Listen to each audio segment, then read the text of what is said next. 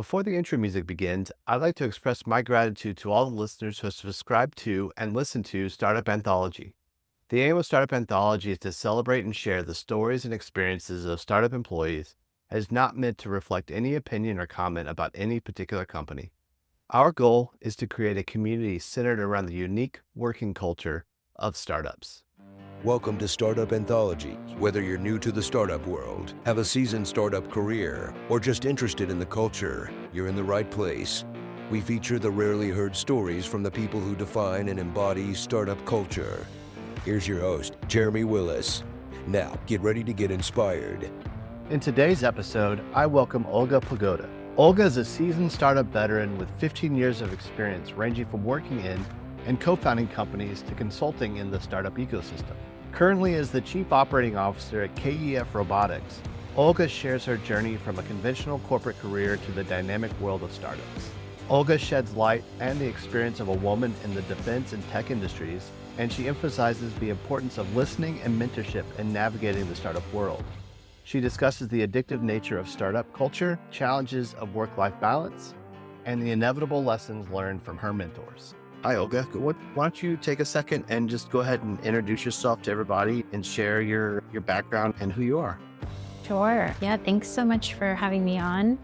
My name is Olga. I have worked in startups and small businesses for about 15 years. Have done everything from co-founding a company to selling a company to working in a startup to consulting with startups. So have been all over the place, which has given me a pretty interesting perspective, a lot of really cool lessons learned. And right now I work for a small business based in Pittsburg, Pennsylvania called KEF Robotics. And although we definitely consider ourselves a small business, definitely function very much like a startup in terms of quick deadlines, trying to get a product out the door, making quick decisions, and hiring top talent. What's your role there right now at KEF? Yeah, so currently I'm the Chief Operating Officer. I've been doing that for about a little over 2 years at KEF, but have been involved loosely since the very beginning of the company about 5.5 years ago. Oh, wow. Yeah. How did you get into the startup ecosystem? What got you in the door and kept you here? Yes. When I was in college, when I was getting my master's degree in business, it was almost assumed that you would go work for a giant corporation. And I did that. I went and I worked for a very big bank. And it was very interesting learning experience, but it also made me realize that I don't do very well in corporate settings. I didn't really enjoy the hierarchy or how long it took to make a simple decision. There's a ton of rules, regulations, didn't have much of a say over how anything was done ever. And just realized it wasn't really for me. At the time, I got an opportunity to go work for a small business, and I couldn't believe the difference I made. Being able to communicate with my COO, being in the room when important decisions regarding strategic direction were made, I think it really showed me that I can make an impact.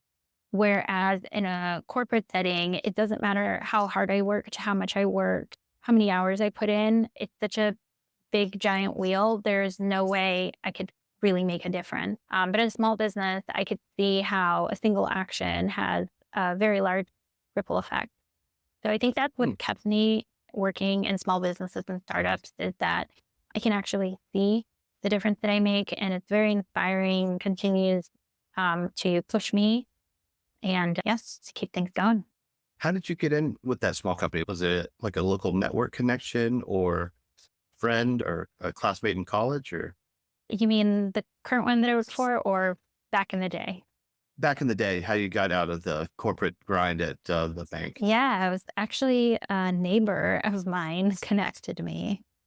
And from then on, I went from startup to startup and small business to small business. And I think my greatest learning experience was actually a couple of years later. I got a job at a company that was here in Pittsburgh. They had an office here in Pittsburgh, but they were based in the Silicon Valley area. And although they were a medium-sized company, quite a few offices, a good number of employees that were very much tech startups, they gave me the job title of project manager, but the projects were so incredibly varied. And I don't think the job title quite encompassed what I did, because the corporate team and the specific team that I was doing work for, which involved a lot of defense work, nobody really knew what they were doing. Everything was new for everybody. Mhm. So you're just scrambling all the time to try to figure out like what's going on, who's doing what, who's in charge. And it sounds chaotic, and it was, but it was empowering to just be able to come in and solve problems, learn how to do something that you've never done before. It was just such an amazing experience, and having the ability to have access to these spaces that I've never had access to before really pushed me to learn a lot of different things, developed a lot of different skill sets. Yeah, long story just to say that the flexibility required in these companies is pretty important. Yeah, I agree. When I started in startups, I came in, I was really early on, like employee number 23, and you had to know a little bit about everything. And if you didn't, you had to go to Wikipedia page or go online and, oh, how do I do this? What is this? And then quickly digest that and become an expert, almost an expert in it, which is fun. I don't know why it's tedious, but it's fun and it's energizing. It's weird. I guess it's the type of people we are. I agree. My friend Chris and I have like the number one job requirement for if you go into startups, like our inside joke is, do you know how to Google stuff? I've actually wanted to put that on my resume as a bullet point. Know how to Excellent Google stuff. Googler. Yeah, excellent Googler. So once you got into the startup world, what kept you in? Is it just that fast paced? One of the interviews I did, someone said that startups are an addiction, and it probably really meets all the requirements of that. So what has kept you in the startup world overall? Yes, this is the number one thing that I was going to say. I truly believe it is completely an addiction where it's like a need to know everything, to have your hands in everything, to have a deeper understanding of how things work. I do find it very difficult to do the punch in at 9, punch out at 5. That I can't. So it definitely wouldn't call it my best habit, but it's 100% a severe addiction to work. But the other thing that I would say is I think what kept me in is being able to see the progress a business can make, and being able to take it from an idea to a product, or have 1 or 2 customers and take it to 30 customers. That seeing that incremental change, I think, is really cool. I think one final note that I'll make, and what the podcast addresses so much of, is I deeply enjoy the culture. I think a lot of the people that work in this industry are incredibly talented. They're smart. They are willing to put in the extra couple of hours to make something work, like truly work. And I just have the utmost respect for the type of person that can put in the effort. Oh, cool. How has that culture changed? What the biggest change you noticed going from the corporate world into the startup world, that culture shift, and then seeing that incremental change and actually you can see it. The corporate world wants to see 7, 8, maybe 10% growth a year steady. And you can't really see a big change when it's from this to this, right? Not very much. And that's the thing that I like about startups is you can see a huge incremental change from in 12 months, maybe even over 30 days, you see a huge change. Is that kind of what fed the addiction a little bit of just being able to see something that you haven't been able to see before? For sure. I think the other piece of culture is like the way that you interact with people and the way that you work with people.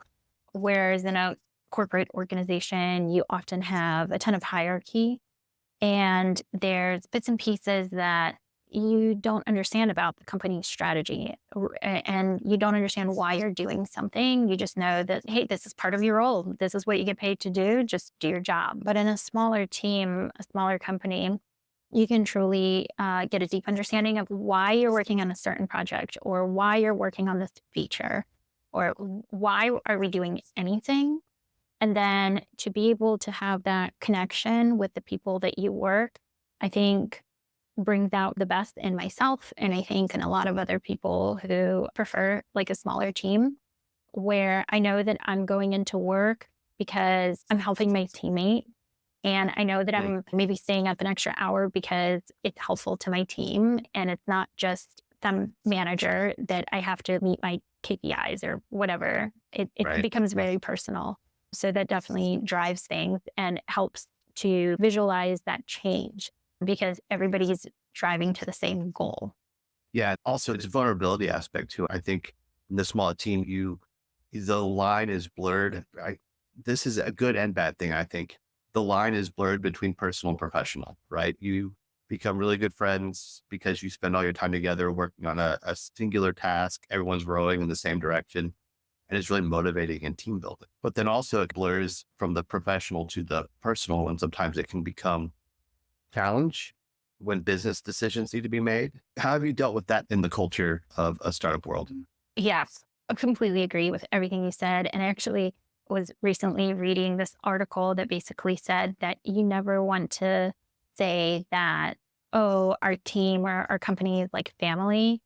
It's apparently considered like very toxic and people have different thoughts about family. So it's not appropriate to say, which I don't know that I would have come to that conclusion myself. But once I read it, I was like, oh, yeah, that actually does make a lot of sense. But to relate it in the same sense that a lot of people have the ups and downs with their family, you have the same ups and downs with your team, right? You can be super frustrated, but you can feel very proud and you go through an emotional roller coaster for sure working with your team.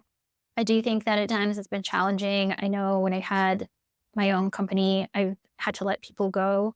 I've also made hiring decisions that were not the best based on friends and friend recommendations. And I think I think it's very tough to separate your personal feelings from your team. And I've definitely had to let people go after years of working with them. But it's what you sign up for. This is not going to be the hardest decision you have to make, but it is a hard decision. I do actually think that there is one other aspect that isn't talked about enough, and it's this culture change that happens as your team grows. It technically very positive, right? Your team is growing, your company is blossoming. It's awesome. But then the dynamic between you and your teammates change because the difference between you and the 3 people that you started your company with to, oh, now you have 10 employees, that dynamic changes to then when you have 20 employees and moving forward, your relationship can't stay the same, unfortunately. It's kind of this very bittersweet change where it is positive, but it's also very difficult to have the same closeness in relationships. And all of a sudden you have to inject some sort of hierarchy from going from 5 people to 25 people. Also, you don't see it, right? When it's happening, you don't necessarily see it happening. It's always a hindsight thing. You like look back and you're like, oh, something's changed. Let's look back and see what happened. You still know these people, but now there's actually like teams and departments and not just one. And so this flat hierarchy just starts going a little bit vertical. Exactly. But the rate of change day to day is minuscule. But when you go from a week to week or month to month, it's like completely vertical line. Exactly. And it's sometimes it's been like a conscious decision where you go, oh man, I've reached 25 employees. I got to figure some shit out, right? Like you got to make some changes to make things work. And other times, yeah, 100%, like you get to a point and you say to yourself, how did we get here? I've never really been a part of a company that scaled it to like be beyond, let's say, 150 or 200 employees, at which point you have to have a ton of hierarchy and a ton of different teams. And your newest employees are probably, who knows if they'll even meet the CEO or the executive team. And so then it's how do you maintain culture and how do you maintain people's motivation when they don't know who they're working for, in the same sense that you do know who you're working for when there's 5 of you because you just got beers last night. How have y'all tried to maintain that culture or adapt the culture as it needs to as the company changes? Yeah, great question. So I think throughout the different companies that I've worked for, this is with a super negative connotation, but I still like to say it because I think it's funny, but I call it forced fun. Yeah. Okay. Mandatory problem. Yeah. What I've called it. Yeah. Yeah. I actually do. Personally really like the people that I work with. I do call it forced fun, but it's not like I love hanging out with them outside of work. So I think leadership, providing opportunities for people to interact outside of the office is pretty important. And in my opinion, it shouldn't just be like happy hours. I like the idea of actual, like doing something like physical outside of work. I think it naturally brings people together as opposed to like mandated team building activities. So I do really like stuff like that and I encourage it. But also having, as you transition, it becomes more difficult, but maintaining more one-on-ones, Hmm. I think is really important. So each person feels communicated with and they understand what's happening and why it's happening and no one's feeling left out. I think those things are pretty important. Mentioning one-on-ones, have you had any mentors in your life that have shaped you and helped guide you in the startup world? Because not many people know about it, not many people experience it. Have you Yeah. had someone mentor you in this world, and what have they, how have they influenced you in your career? Yeah, I have had so many mentors. Oh, I don't think I would be here or in this industry at all if it wasn't for the highly experienced people that have allowed me to email, call, reach out at any time and to ask what to them are probably like really stupid questions. And to me, I'm like, I don't know what I'm doing. Right. So yeah, I've had a ton of mentors. I highly recommend reaching out to like as many people as possible and just asking questions, even if it feels silly. I think the kindest thing that a mentor can do for you is tell you that your idea is dumb. That is 100% the best thing you can do. I think a lot of times, naturally, people don't want to be mean, right? So Mhm. you come to them with an idea and they sugarcoat and they say, oh, maybe we can do this or whatever. And so the kindest thing that someone can do, a mentor could do for you is just to say, no, that's really dumb. Don't do that. And that has happened to me like numerous times and I couldn't be more grateful. So highly recommend surrounding yourself with people that are going to be brutally honest with you, even if it stings at the moment. How many people did you have to go through before you found someone that said, no, that's dumb? Oh, it was the first one. Because, It was the first one. oh, really? Yes. Oh, Yes. that's great. Yep. Yeah, I do remember I went to a mentor. I had my like first startup idea, had reached out to this woman. I told her and she was like, that is a terrible idea. Do not waste your life. Do not do this. And it was great because she basically pointed out all of these holes in my business plan, in my exit strategy and everything. She was like, you haven't thought this through. And she was right. And just in the moment, I think I was confused and certainly upset with her even for I thought she was like unnecessarily beating me up. Felt like a personal attack, not just like an idea attack, right? Right. Yeah. Because Yeah. I'm sure for many people, when they have their first ideas or they have maybe an idea of how they want to take an existing company or like a product they want to develop, it typically comes with some sort of energy behind it. There's a feeling, there's a thought, maybe it's a personal problem that they're having that they want to help fix. I think there's a lot of emotion that goes behind it. And then all of a sudden to be told like that idea is not good. Yeah, probably it just relates to the product. But to me, it felt like so personal. But again, I could not be more grateful for her like pointing out all of these things because it was a great learning experience. And moving forward, I knew how to like better develop a business plan, how to think through my idea a little bit more, understanding, oh, you can't be asking for money if you don't have these ducks in a row. So yeah, brilliant experience. Are y'all still connected? Do you still go to her for any advice or anything? Or Absolutely. And actually, in the last few years, one of the things that her and I have been connecting on is how to have difficult conversation. Oftentimes, you have to give employees maybe not the most positive feedback, or you have difficult customers that you don't know how to always handle. Or I've certainly found myself, I think many other people have in my place, but I'm often a minority in the room. I'm the only woman in a space that is defense and tech.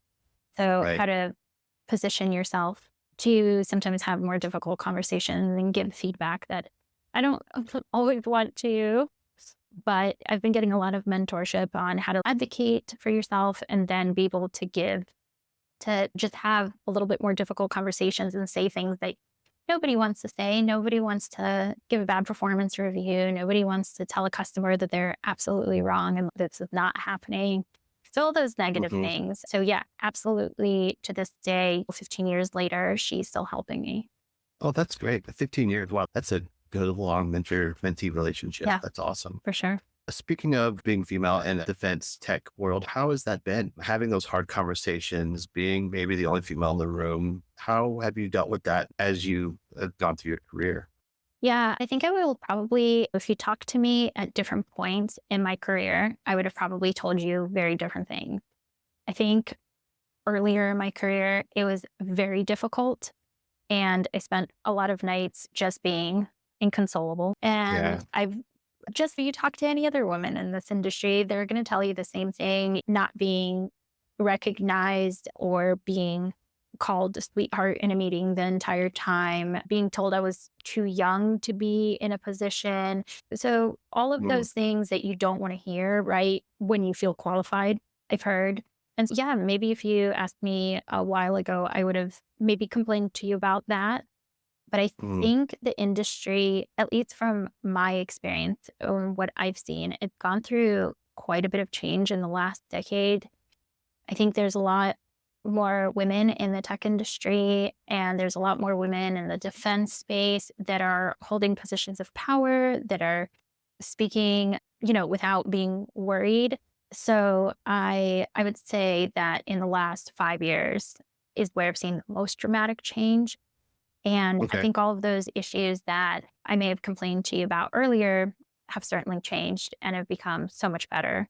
And I would say in my current company, I have not personally experienced a single issue, whether it's internal or external. Okay. I think the only difficulty now is attracting more women into this space. I think that's still a challenge in recruiting, on the recruiting side of the company. Yeah, Okay. finding a woman that's interested both in robotics and defense is challenging. Are you passionate about startup culture? Then head over to our website at startupanthology.com to join the community and share your story. Remember to check out the merch section of our website at startupanthology.com. Support the podcast and the show you love with our exclusive line of tees, hoodies, hats, and more. Trust me, you'll want to wear these at your next hackathon.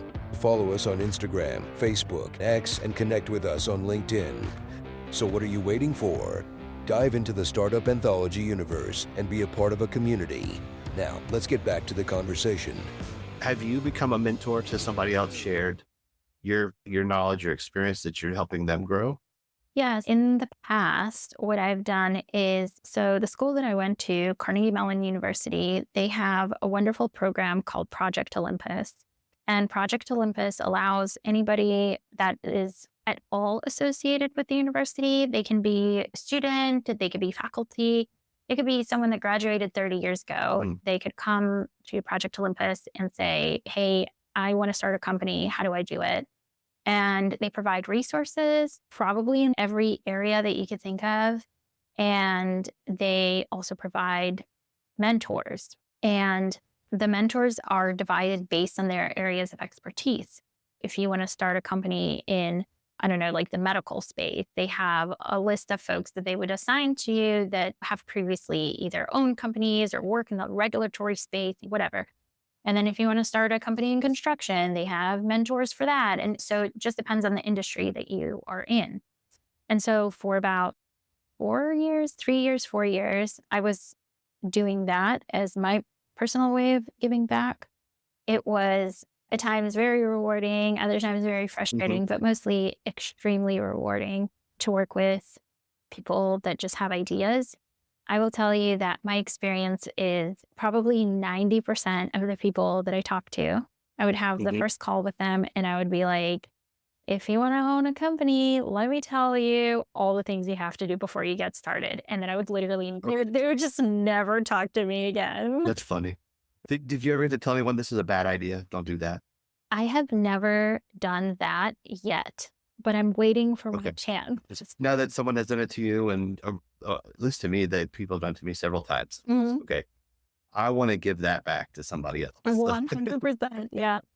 But I'm waiting for my opportunity. But I have resigned from Carnegie Mellon. My current position is keeping me pretty dang busy at the moment. But I think if one day this company decides to sell or we're in a different position, I will certainly return back to being a mentor. Oh, cool.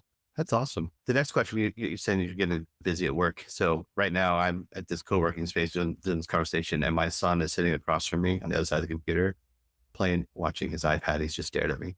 Anyways, how has work-life balance been? Because I know that's been a struggle for me working in the startup world, is because sometimes you don't have your weekends. Then it goes to a 14-hour workday, 16-hour workday, multiple days. So you don't see your family very often. How have you maintained that work-life balance? Yes, I think I have a couple of thoughts around this. I have 2 kids, 2 girls who are so freaking cool. And the reality is I would love to spend more time with them. And I'm like watching the summer go by, for example, and I'm at work every day and they're just playing Roblox at home or something. Yeah, I understand this. So it is very challenging. It hurts my heart that I can't be completely engaged with them every single day. But I think what I found comfort in is that this is just the reality of life. Parents work. And hopefully what I'm doing is just setting an example that I can do both. I can be a good parent, I can be a good mother, but I can also be a good employee and set an example for my kids. The other thing is that I come from a place of like extreme privilege in a sense that I've been able to set boundaries pretty much at every single company I've worked for. Awesome. That's cool. And let's see. So 2 jobs ago was the first time I had kids. And I was literally the first person on their corporate team to have children. So there was no policy. Nobody knew what they were doing. So we just had like simple conversation with my boss of what I could do and what I couldn't. And then coming back to work was more of not 6 weeks and you have to return, or 8 weeks or whatever. It was more of, okay, check your emails and let's come back to work slowly. And then after that company, I had my own business. So I was able to have a ton of flexibility because I was the one setting the schedule. And that helped. Oh, for sure. Yeah. And at my current company, I'm also able to do the same where we're not remote. We're very much an in-person company, but I still have the flexibility to pick up my kids from school. And during the summer, I work from home 1 day a week. And so I come from a place of extreme privilege in that respect. I think one thing that is challenging, though, that I haven't been able to find a way around is, and I think it depends on what type of company you're working for and the type of work that you do, but I travel quite a bit and I have always traveled for work. And at times it's very challenging because I'll be gone for weeks. Right. Yeah. And there's really no good way of solving that. But typically, if I'm gone for long stretches of time, I try to take a couple of days off after that and spend time with my family. Do they get to travel with you? That's what I've tried to do whenever I was traveling a lot for extended periods. I was like, okay, this week they're coming here with me. Have you been able to bring them along sometimes, or has it just been too hectic? Or Yeah. Unfortunately, it mostly when we're traveling and in my previous roles as well, you wake up at 6 a.m. and you're Mhm. just working Yeah, until 11 or midnight right. and you have meetings and partnership Okay. conversations and whatever. So I have not brought them to travel with me. Maybe when they're a little bit older, I think that will be easier. But yeah, currently yeah, but definitely a tough challenge. It is, yeah, work-life balance is I don't know how people are solving it. Yeah, me neither. Last company one of the companies I worked at, this is 2 companies ago now, they talked about work-life integration instead of work-life balance. I So, like that. but yeah, it's a challenge to balance that, especially between parent and child, but then also your partner or everything else like that to maintain those personal relationships. Cause that's been the hardest struggle for me is to make sure I'm connected with my kids, connected with my wife, and to make sure that then some time for myself. Time to yourself, I don't know what that means. Yeah, Well, exactly. what a foreign concept. Um, Looking back on your career, at the different places you worked, what are some of the biggest things you're most proud of of all these different positions? Like one thing that you would say, this is what I'm most proud of. Yeah, man, I wish I had a good answer for that. I would love to say, "Oh my gosh, I just got this massive contract." I think my my biggest, at least what I view as like my biggest accomplishment is that I actually got to do any of it.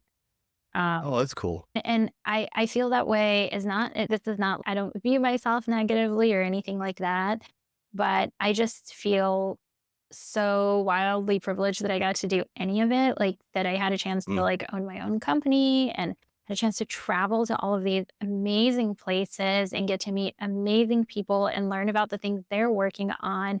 And every team that I've had a part of, I have thoroughly enjoyed being, like, the absolute dumbest person in the room and learning from everybody else around me. yeah, I feel that way a lot of times. Yeah, I I love that feeling, and I hope to continue to be given those opportunities. So the fact that, like, the door was opened for me in the first place, yeah, Mhm. biggest accomplishment. So I'm gonna flip it on, not flip it on its head a bit, but just turn it a little bit. What is the team accomplishment that you're most proud of? Like in those different teams, those different companies you worked at, do you have any specific examples? I have one thing that I hold pretty near and dear to my heart, which is company, let's see, 2 companies ago. I'm gonna call someone out, Matt Berlinich. He was my manager at the time, and our team was able to host Barack Obama in our office. Oh, cool. And Matt made it all happen, prepared us for it. We had to go through the background checks and Mm. checking our phone systems and security systems. It was just like a whole slew, and he just handled all of it and did a great job of bringing our team around it. Yeah, really cool, surreal opportunity for sure. Yeah, presidential visit. That's a lot of front end work. Yeah, Yeah, a lot. yeah. Yeah. I was in the military for a while. Mhm. So get to see like generals or or politicians come in and out was just like, even though we're military, it was like a lot of work. Yeah, for sure. I would say that I think for most people in startups, I think this is like a great question for sure, but I think like for most people in startups, they probably have a lot more oh shit or embarrassing moments. Sure. Yeah, we did it. Yeah, that's true. So maybe let me ask the question differently.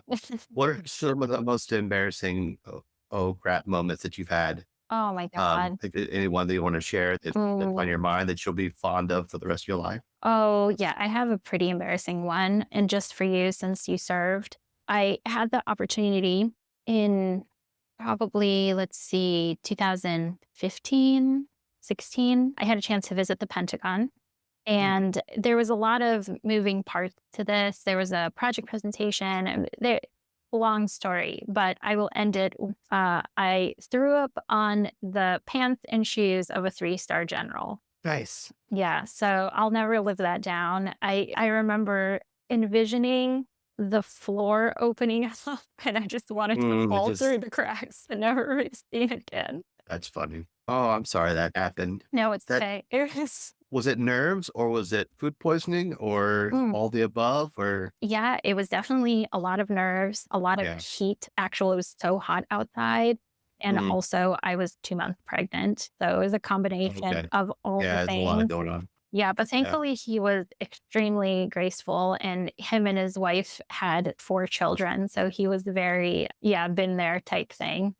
Yeah. So I that would be probably towards the top of most embarrassing moments. Yeah, I could see that. But Northern Virginia around the Pentagon's hot in the summertime. So that It's hot. And then I still had to do the yeah, presentation afterward. Had to keep going. awesome. Did you get the contract or did you just close the deal? We did. And that was, I think, probably in part to that general feeling so bad for me. If it didn't happen, it wouldn't have worked out. Yeah. That's a cool story. Thanks for sharing. I like that. So what, as your career and everything you've done, what is one thing you would have told your younger self of when you're getting into this? What advice would you have given your younger self to say, hey, make sure you do this, Olga, and don't do that? Yeah, 100%. It is shut up and listen. I Mm, think I think there's, or at least when I was early on in my career, there was a lot of maybe like defensive tendencies that I had where if someone pointed out something about a project or an idea, I think oftentimes I would be like, oh, let me tell you more about it. And I would preemptively jump to conclusions, which led to, that sounds small, right? Just a conversation. But I think the more time you spend listening, the more you learn. You're never going to learn anything if you're the only person talking, which is ironic. That's like all we're doing on right now.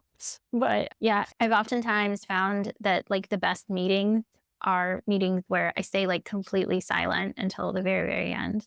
I feel that answer is because I like to talk. That's why I'm doing this. But then also to sit back and listen. It's hard to do, especially because we're type A personalities, extroverts. We get energy from talking to people and making network connections and stuff like that. But then to sit back and listen and let someone else talk is the challenge It's- without interrupting. That's hard for me. I Sorry, I didn't mean to interrupt you. No, no, my gosh. Yeah. And especially if it's when it's about a project that you're working on, it's so difficult not to interject and to either correct someone or to give them what feels like additional information to make a decision or any of these things. It's so hard to just let things happen. Yeah, I completely agree with you. But I wish that I could actively listen. If I could have forced myself from a younger age to just be like a more active listener, I think I would have done a lot better, just professionally and otherwise.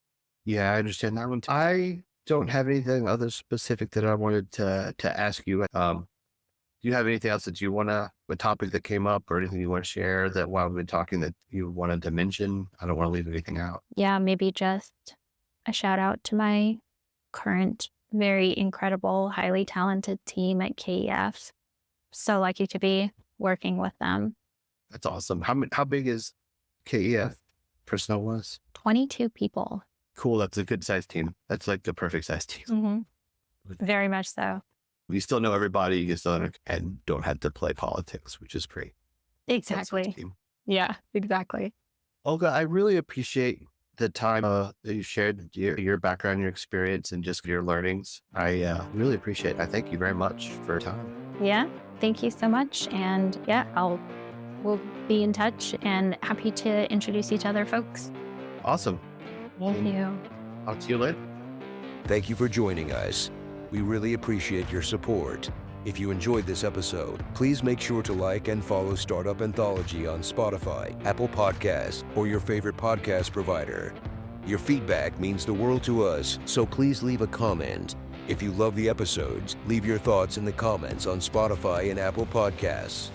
Also, take a moment to visit our website and grab some exclusive merch at startupanthology.com. Your purchase has helped keep this show going. See you next time on Startup Anthology.